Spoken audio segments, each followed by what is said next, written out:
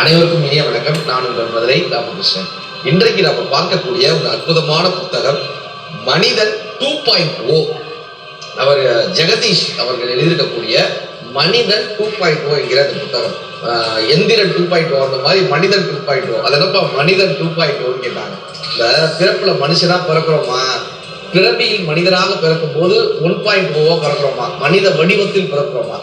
பிறப்பால் மனித வடிவத்தில் பிறந்த நாம் நமது பண்பால் மனிதனாக வாழ்கிறோமா என்ற கேள்விக்கு விடையளிக்கக்கூடிய, மனிதனாக வாழ்ந்து காட்டக்கூடிய ஒரு வாய்ப்பை பெறுகிறோமே, அந்த வாய்ப்பின் பெயர் தான் மனிதத்தன்மைன்னு சொல்லக்கூடிய இந்த மனிதன் 2.0 என்ன பார்த்தோம்னா, பிறப்பால் மனித வடிவத்தில் பிறப்பது முக்கியம் இல்ல, பண்பால் மனிதனாக வாழ்கிறோமா, அது என்ன பண்பு, அந்த பண்பை எப்படி வளர்த்துக் கொள்வது என்று காட்டக்கூடிய புத்தகமாக திரு ஜெகதீஷ் அவர்கள் எழுதியிருக்கக்கூடிய மனிதன் 2.0 என்கிற அற்புதமான புத்தகம்.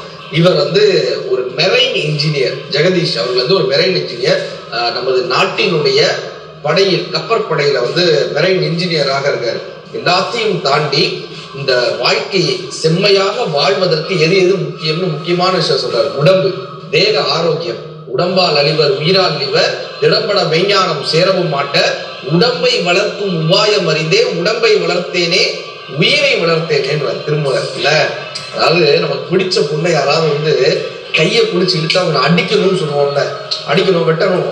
இந்த உடம்ப யாரோ ஒருத்தர் கேட்டோடனே கொண்டு போய் கொடுத்துட்டியப்பா, இந்த எம்மன் கேட்டோடனே கொண்டு போய் கொடுத்துட்டியப்பான்னு சிவகார்த்தி கேட்பார். வடிவு கொண்ட பெண்ணொருவனை மற்றொருவன் நட்டினால் விடுவனோ அவனை எங்கு வெட்ட வேண்டும் என்பனே, நடுவன் அழைத்த போது நார் உந்த நல்லுடன் சுடலை மட்டும் கொண்டு போய் தோட்டியை கொடுப்பாருன்னு சிவபாக்கியர் வருத்தப்பட்டு கேட்பாரு. இந்த உடம்பை பத்திரமா வச்சுக்கிறோமா?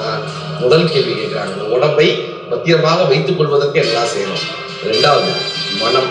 இந்த மனதை நம்ம மகிழ்ச்சியாக வச்சிருக்கோமான்னு ஒரு பெரிய கேள்வி வருது.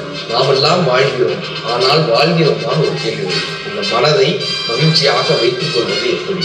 மூன்றாவது, குடும்ப உறவுகள். ஒரு கணவனுக்கும் ஒரு மனைவிக்குமான அந்த உறவு எப்படி இருக்க வேண்டும்? மனுஷபுத்திரன் சொல்வாரு, ஒரு நாட்டுக்கும் இன்னொரு நாட்டுக்கும் என்ன இடைவேளை வேண்டும் என்று தெரியும், ஒரு மரத்திற்கும் இன்னொரு மரத்திற்கும் என்ன இடைவேளை வேண்டும் என்று தெரியும், ஒரு செடிக்கும் இன்னொரு செடிக்கும் என்ன இடைவேளை வேண்டும் என்று தெரியும், ஆனால் உனக்கும் எனக்கும் இடையில் எந்த இடைவேளை இருந்தால் இந்த உறவு செழித்து வளரும் என்று எனக்கு தெரியவே இல்லைன்னு மனுஷபுத்திரன் சொல்லியிருப்பார்.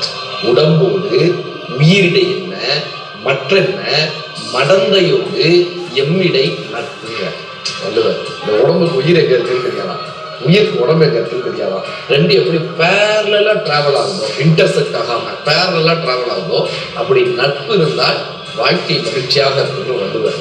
இந்த குடும்ப உறவை எப்படி நாம் பாதுகாத்துக் கொள்ள வேண்டும்? குழந்தைகளுக்கு ஒரு பெற்றோர்கள் செய்யக்கூடிய பொறுப்புகள் என்ன? சார், நம்ம குழந்தைகளை பெற்றவர்கள்னா கொடுத்தவங்க தானே, கொடுத்தோர் தானே சொல்லணும். ஏன் சார் பெற்றோர்னாங்க? ஏன் தெரியுமா? இந்த பிரபஞ்சத்திடமிருந்து குழந்தை என்கிற மரத்தை பெற்ற காரணத்தினால் நாம் பெற்றோராக இருந்தோமா? அப்படியாக இந்த பெற்றோரினுடைய பொறுப்புகள் என்ன?